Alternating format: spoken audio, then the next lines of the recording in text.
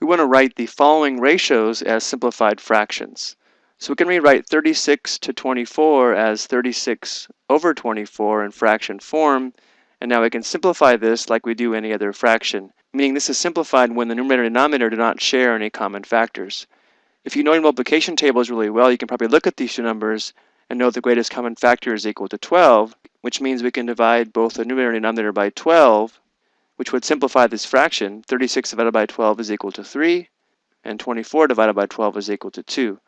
And now the fraction is simplified. An alternative method to simplifying this fraction would be to write the prime factorization of 36 and the prime factorization of 24, and let me show you how that works. To determine the prime factors of 36, we can make a factor tree.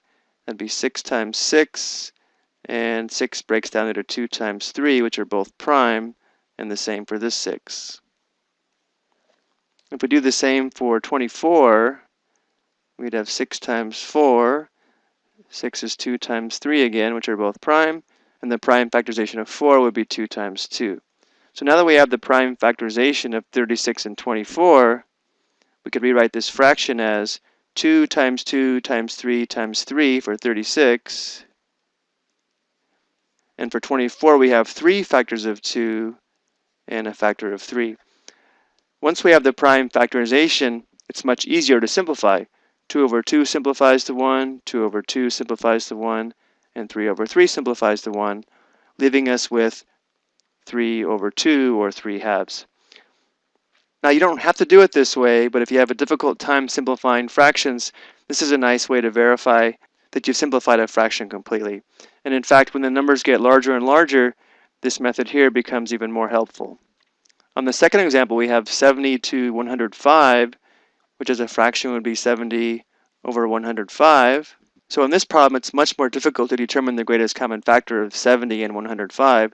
We could start by dividing both by 5, which would simplify to 14 over 21. And then if we notice there was a common factor of 7, we could divide them both by 7, leaving us with a simplified fraction of 2/3.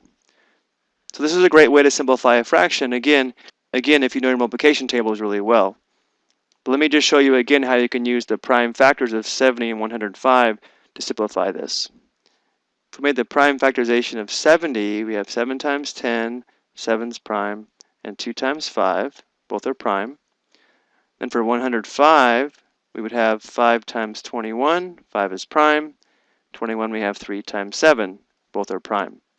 So we can rewrite 70 over 105 in the form of 2 times 5 times 7, and 105 would be 3 times 5 times 7.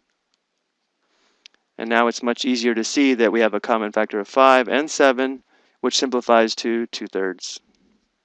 So as we can see, both techniques work, so you can use either method.